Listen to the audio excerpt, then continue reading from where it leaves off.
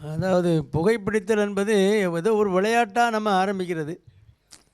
ஏதோ நண்பர்கள்லாம் ஏய் ஒன்றும் இல்லைடா அது இழுத்து பாருடா ஒன்றும் நீ ஒன்றும் செய்யாது அப்படின்னு சொல்லி தான் ஃப்ரெண்ட்ஸ் எல்லாம் முதல்ல இன்ட்ரடியூஸ் பண்ணுவாங்க. ஒரு இருமல் வந்துட்டுனா ஏய் உனக்கு ஒத்துக்கிட்டுதா அதனால தான் இருமலே வருது அப்படிமா. உனக்கு ஒத்துக்கிட்டுடா உனக்கு ஒத்துக்கிட்டு அது நீ சும்மா இருக்கும்போது அப்படி ஒரு தம் அடித்தா அது ஒரு ஒரு ரிலாக்ஸேஷன் ரொம்ப நல்லா இருக்கும்டா அப்படின்னு சொல்லி அட்வைஸ் பண்ணுவான். தண்ணி அடிக்கிறவனும் அப்படி தான் அட்வைஸ் பண்ணுவான். கடைசியில் இவன் மாட்டிக்கிட்டான்னா கடைசியில் புகைப்பிடித்தல் அந்த பழக்கம் அந்த நிக்கோட்டின்ங்கிற ஒரு நச்சு பொருள் தான் இருக்குது. அது வந்து பிரெயினில் வந்து ஒரு ஒரு டிபெண்டன்ஸை உண்டு பண்ணிடும். திரும்ப அதே தேடும். அதுதான் அடிக்ஷனுங்கிறோம். Addiction farming. இப்போ தண்ணி போடுறவன் காலையிலே கோட்டரை அடித்தா தான் அவனுக்கு எழுந்து உட்கார முடியும் நடக்க முடியும் அந்த மாதிரி ஆயிடுறான்ல. அதே மாதிரி அந்த அந்த டிபெண்டன்ஸ் பிரெயினில் டிபெண்டன்ஸ் ஒரு போர்ஷன் இருக்குது. அந்த நிக்கோட்டின்ங்கிற பொருள் வந்து அது அது அது இருந்தால் தான் திரும்ப நல்லா இருக்க மாதிரி இருக்கும் பாடிக்கு. அப்படி ஒரு நிலைமையை உண்டு பண்ணிடும். கடைசியில் அவன் அதுக்கிட்ட மாட்டிக்குவான். அது இவன்கிட்ட மாட்டின போய் இவன் அதுக்கிட்ட மாட்டிக்கிட்டு அது இவன் விட நினைப்பான், அது இவனை விடாது அப்படின்னு விட்டுருப்பான். எவராது ஏதோ டீ குடிச்சிட்டு வரலான்னு போவான். அங்கே 4 பேர் தம் அடிச்சுக்கிட்டு இருப்பான். அந்த புகை பட்டதுமே அந்த நிக்கோட்டின் அந்த இது போனதுமே என்னடா பண்ணுறதுமா ஒரு பீடி மட்டும் தானே இன்றைக்கி அடிச்சிடும் அப்படின்னு அடிச்சுட்டு வந்துடுவான். அப்படியே அதை விட்டுருவாங்க. அந்த பழக்கத்தை விடுறதுங்கிறது ரொம்ப கஷ்டம். அந்த மாதிரி ஒரு நிலைமை வரும். ஆனால் ஒரு வைராக்கியம்னு வந்துட்டா அன்னைக்கு விட்டுடலாம். அதில் உள்ள தீமைகளை நம்ம எடுத்து சொல்லணும். புகைப்பிடித்தல் வந்து அந்த நிக்கோட்டின்ங்கிறது ஒரு நமக்கு வந்து ஒரு பிரெயினை டிபெண்ட் பண்ணி இருக்க வைக்கிறது அவ்வளோதானே தவிர அந்த அந்த புகையில் வந்து எத்தனையோ நூற்றுக்கணக்கான நச்சு பொருட்கள் இருக்குது. அதில் கேன்சர் உண்டு பண்ணக்கூடிய நச்சு பொருட்கள் நிறையா. அது நீ குடிச்சா அந்த ட்ராக்கில் கம்ப்ளீட்டாக மூச்சு குழாயில் எங்கே வேணாலும் கேன்சர் வரலாம். அந்த ஸ்மோக் பண்ணவங்களுக்கு கேன்சர் வாயிலிருந்து ஆரம்பித்து அப்படியே மூச்சு குழாய் உணவு குழாய் அப்படியே லங்ஸு நுரையீரல் லங்ஸில் அது பிராங்கஸ் அந்த மூச்சு குழாய்கள் போகலாம் அல்லது லங்ஸில் எங்கேயாவது பெரிஃபெரியில் உரமாக எங்கே வேணால் எங்கேயோ ஒரு சின்ன ஃபோக்கஸ் ஆரம்பித்தா அதோட அவ்வளோ தான் க்ளோஸ் ஆட்டம் க்ளோஸு. இது அந்த கேன்சரை பொறுத்தளவில் இவனுக்கு மட்டும்தான் கேன்சரா அப்படி இல்லை. ஸ்மோக் பண்ணுறவனுடைய வீட்டில் அந்த டோட்டல் இன்சிடென்ஸ் ஆஃப் கேன்சர் வந்து லேடிஸ்க்குமே கர்ப்பப்பை வாய் உள்ள கேன்சரு பிரஸ்ட் கேன்சர் எல்லாமே அந்த பர்சன்டேஜ் கூட தான் இருக்குது. அதான் ரிசர்ச் சொல்லுது.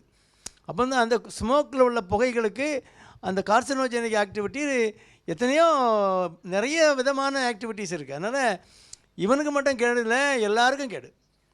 இவன் நுரையீரல் குடித்து ஸ்மோக் பண்ணி கிரானிக்காக லங்ஸ் எல்லாம் உள்ள டேமேஜ் ஆன பிறகு அவன் ஒரு கிரானிக் பிராங்கைட்டிஸுங்கிற ஒரு ஸ்டேஜுக்கு போயிடுறான்.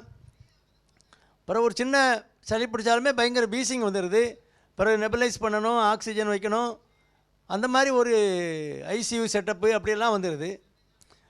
ஹார்ட்டும் லங்கும் க்ளோஸி அசோசியேட்டடில் லங்ஸ் நல்லா இல்லைன்னா ஹார்ட்டும் நல்லா இல்லாமல் போயிடும். ஓவராலாக அவன் வந்து ஒரு குடும்பத்துக்கு சுமையாக தான் இருப்பானே தவிர அவனால் ஒன்றும் பிரயோஜனம் இருக்காது. அந்த மாதிரி ஒரு நிலைமைக்கு சீக்கிரமாக கொண்டு சேர்த்துரும். அப்புறம் ஹார்ட் அட்டாக்கை பொறுத்த அளவில் யங் பர்சன்ஸில் ஹார்ட் அட்டாக் வருது 20 வயசு 25 வயசு 30 வயசு இல்லைன்னா ஹார்ட் அட்டாக் வர்றது 100% ஸ்மோக்கர்ஸ் தான் வரும். மற்றபடி வேறு எவனுக்கு வராது. மற்றவனுக்கு வரும் 50 55 60 அந்த ஏஜில் வரும். 25 30 வயசில் யங் ஹார்ட் அட்டாக்ஸ் பார்க்குறது எல்லாமே சுகர் தான், இதுதான் ஸ்மோக்கர்ஸ் தான் வரும். அதனால் இவ்வளவு பெரிய கஷ்டத்தை கொடுக்கக்கூடிய ஒரு இதை ரிஸ்க் எடுத்து நம்ம குடிக்கணுமா அப்படிங்கிறத குடிக்கிறவங்க யோசித்து பார்க்கணும். இவ்வளவு பிரச்சனைக்கு உள்ளது. இப்போ இன்றைக்கி காலையில் எங்களுடைய நண்பர் யேசுராஜ் சாமுவேல் சார் டாக்டர் அவங்க வந்து மும்பையில் ஒரு ரினவுண்டு மெட்ரிகுலேஷன் ஸ்கூலில் வந்து பிரின்சிபலாக 13 வருஷம் ஒர்க் பண்ணாங்க. அவர் அங்கே ஒர்க் பண்ணிகிட்டு இருக்கும்போது பிரின்சிபலாக ஒர்க் பண்ணிகிட்டு இருக்கும்போது அவர் ஸ்மோக் பண்ணுற பழக்கம் இருந்தது.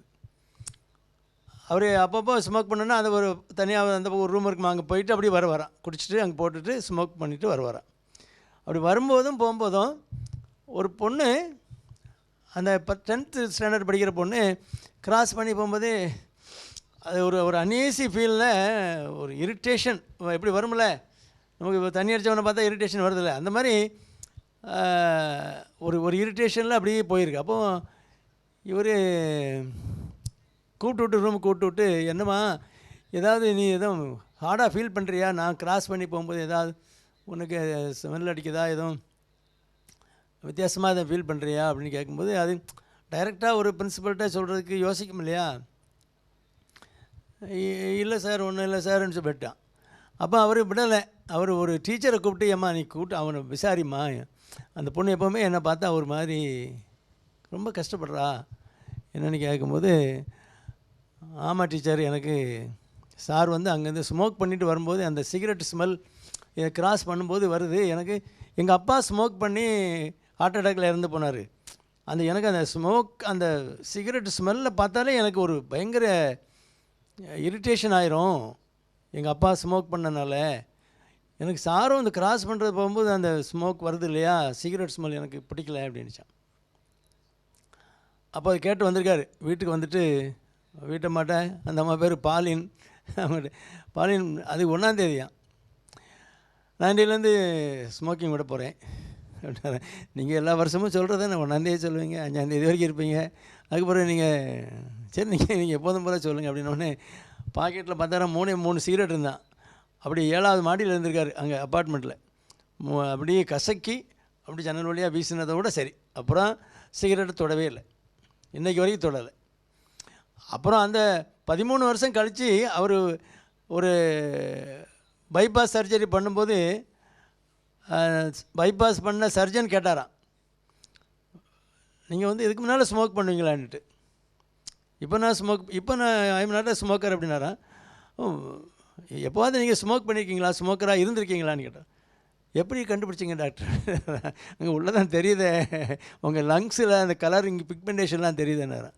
அதனால் நீங்கள் என்ன தான் போட்டு ரப் பண்ணி கழுவுனாலும் சமையக்கட்டில் கறி போட்டு சமைச்ச அடுப்பு உள்ள சமையக்கட்டில் உள்ள கறி போகுமா, அதே மாதிரி தான் நம்ம நுரையீரல் கெட்டு போகும்.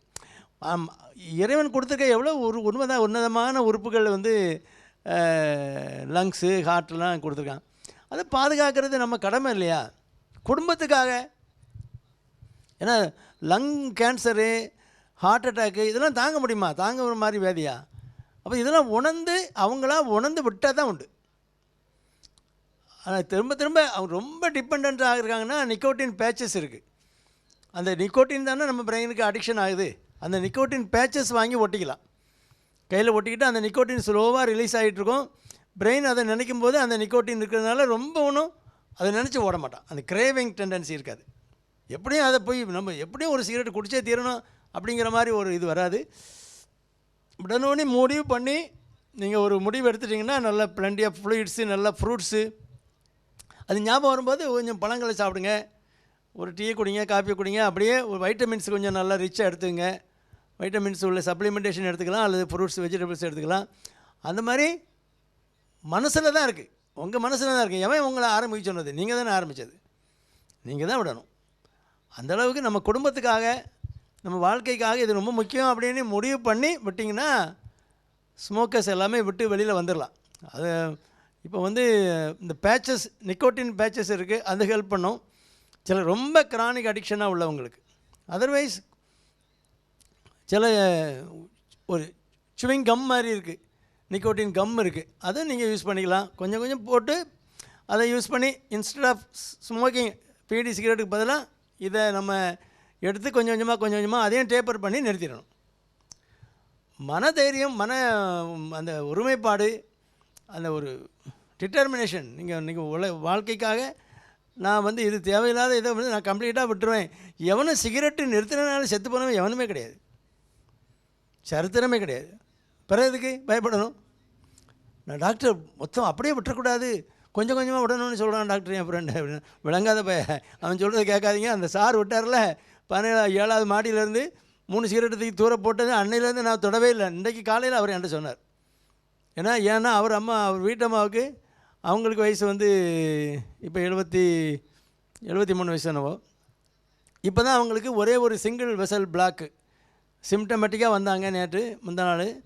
அப்போ நான் ஒரு இன்டர்வென்ஷனல் கார்டியாலஜிஸ்ட் அனுப்பி அவர் பார்த்துட்டு ஒரு திக்கு பிளாக் இருக்குது, கட் த்ரூ பண்ணுற மாதிரி நீங்கள் வந்து ஒரு பிளேடு வச்சு கட் பண்ணி அதில் பலூன் டைலட்டேஷன் கொடுத்து அப்புறம் பண்ணணும். அந்த மாதிரி பண்ணால் தான் பண்ண முடியும், உள்ள என்ட்ராகவே முடியல, அந்த மாதிரி பண்ணிடட்டுமான்னாரு. ஓகே, உங்களுக்கு எது கரெக்டுன்னு படுதோ அதை பண்ணுங்கள் சார், எங்களுக்கு என்ன தெரியும், பண்ணுங்கள் அப்படின்னு அதை பண்ணி சக்ஸஸ்ஃபுல்லாக அழகாக ஒரு ஸ்டெண்ட் வச்சுட்டு இன்றைக்கி நான் உங்களை பார்க்க போகும்போது இந்த கதை சொன்னார்.